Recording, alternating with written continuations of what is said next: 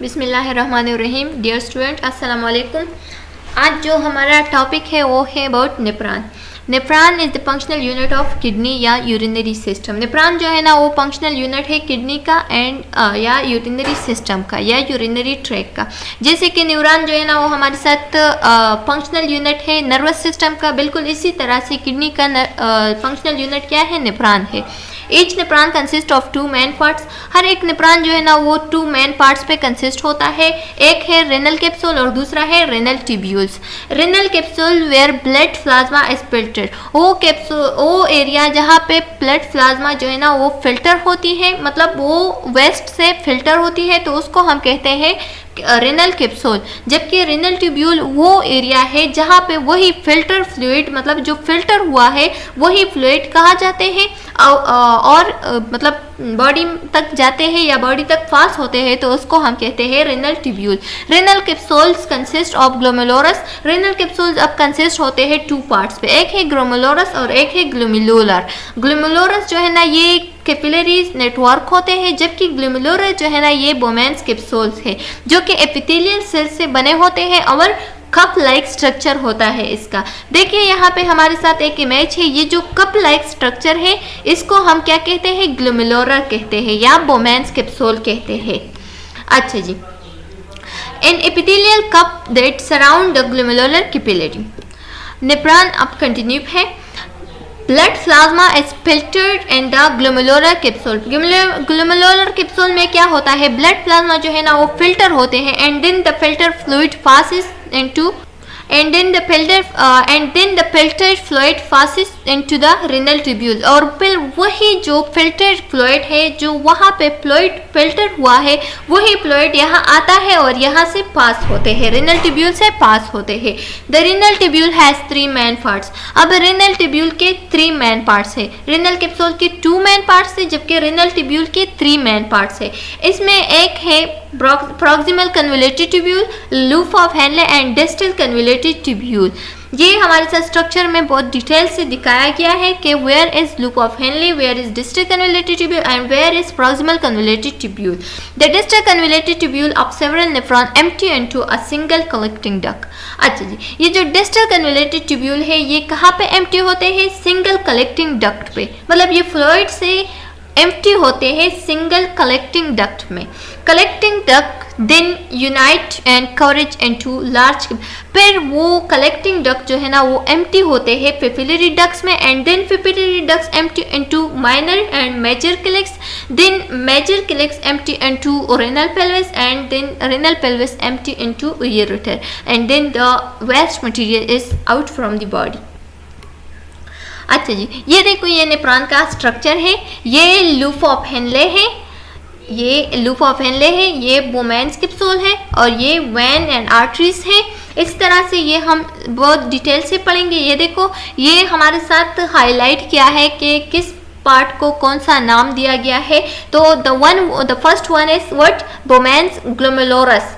The first one is glomerulus, while the second one is apparent arteriole, third one is Bowman's capsules, and fourth one is proximal convoluted tubule, fifth one is collecting duct, cortical collecting ducts, sixth one is distal collecting ducts, loop of Henle। ये देखो ये loop of Henle है, ये जो you शेफ्ट का structure दिखाया गया है इसको हम लूप ऑफ हेनले कहते हैं।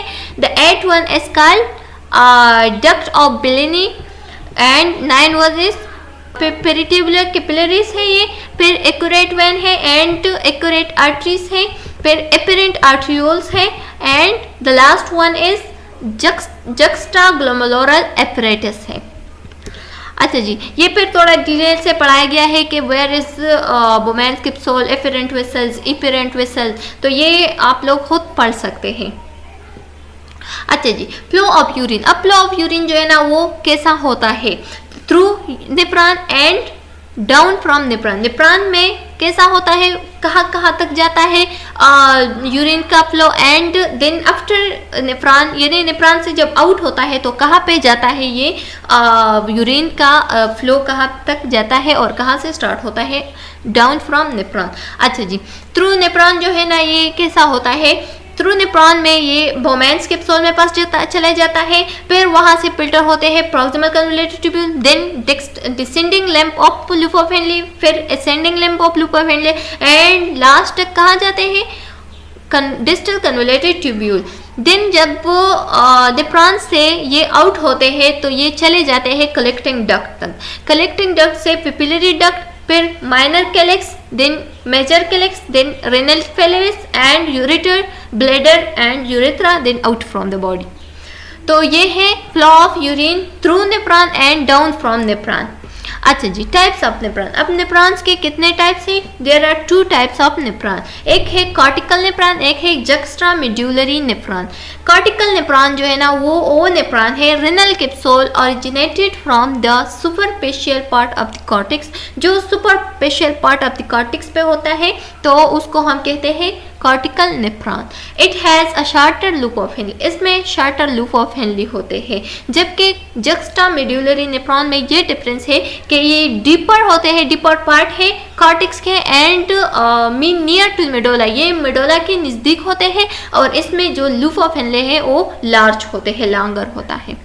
अच्छा जी, ये देखो ये हमारे साथ एक स्ट्रक्चर दिखाया गया है नेफ्रॉन का कि ये this one is Bowman's capsule, this one is proximal convoluted tubule, ये descending limb of loop of Henle है और ये ascending limb of loop of Henle है।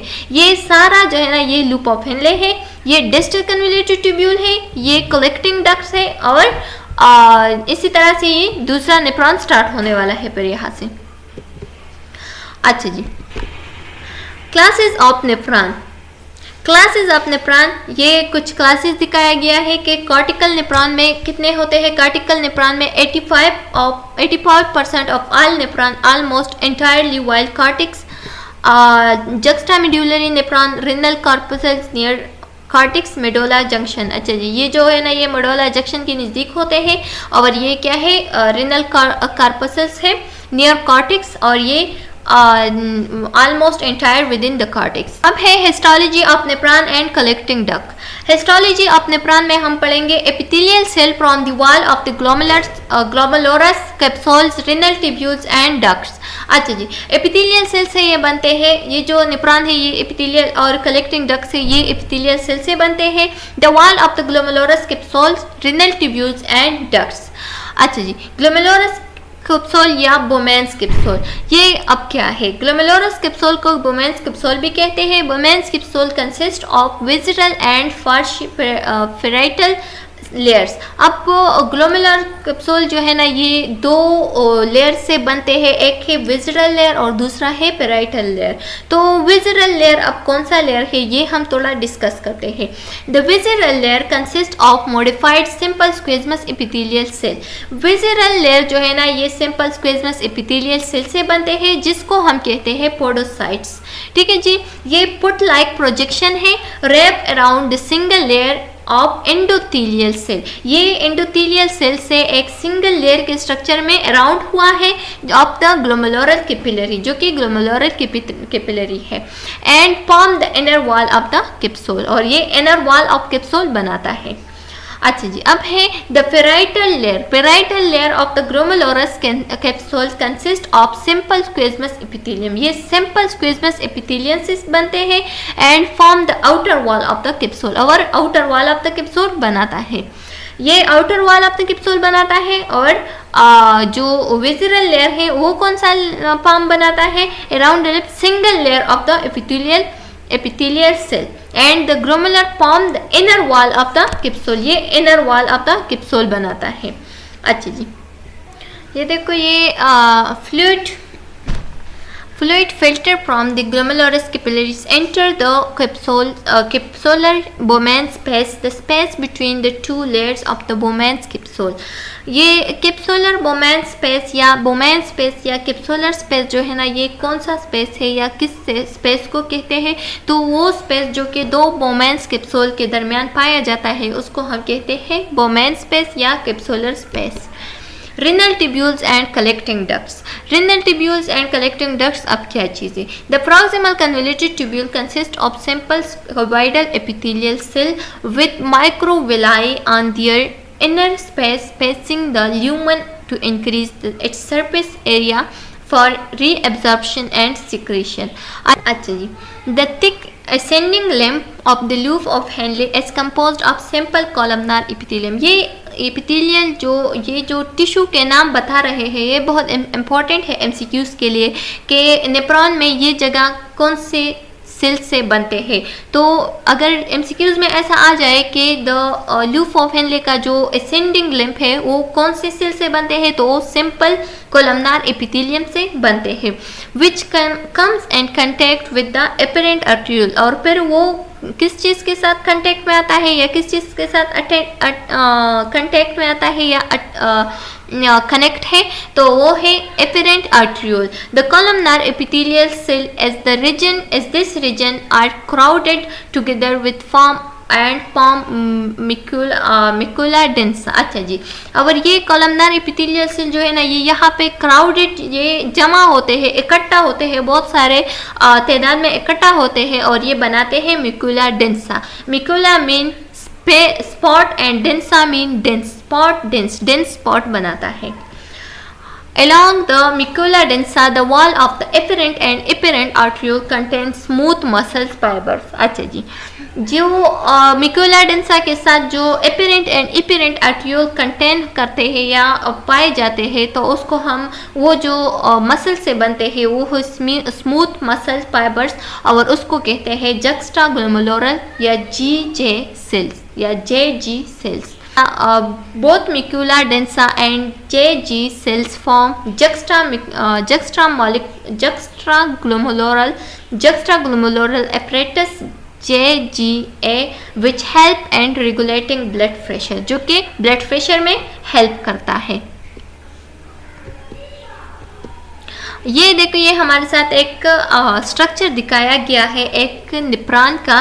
तो ये देखो ये है एपरेंट आर्ट्रियोल, ये है ये दिखाई सही से नहीं दे रहा, नीचे एक और स्ट्रक्चर मिलेगा हमें तो उससे हम सही से नेस जाहिर करेंगे।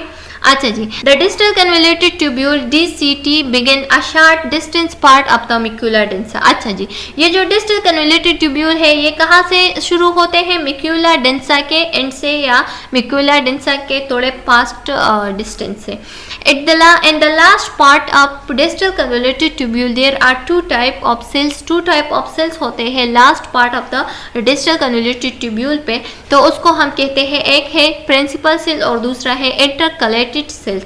प्रिंसिपल सेल्स जो है ना ये वो सेल्स है जो कि किस चीज़ से बनते हैं, एंटी डायूरेटिक हार्मोन से एंड अल्डोस्टेरोन से, और ये रीअब्जॉर्ब करते हैं सोडियम वाटर एंड सिक्रीट करते हैं पोटेशियम को, जो कि जबकि ये जो हमारे साथ इंटरकलेटेड सेल्स है ये रेगुलेट करता है पीएच ऑफ द ब्लड को एंड सिक्रीट करता है हाइड्रोजन को और रीअब्जॉर्ब करता है HCO3 एंड कैल्शियम को। The collecting ducts drain into the papillary, जो कलेक्टिंग डक्ट्स है ये कहाँ तक ट्रांसफर करते हैं इस मटेरियल्स को, पिपिलरी डक्ट्स तक। चलिए जी, उम्मीद है कि आप लोगों को नेफ्रॉन की समझ आ गया होगा कि what is nephron and what is the types of nephron. उम्मीद है कि आप लोगों को समझ आ गया होगा। Subscribe our channel and press the bell icon. Okay जी, अल्लाह हाफिज।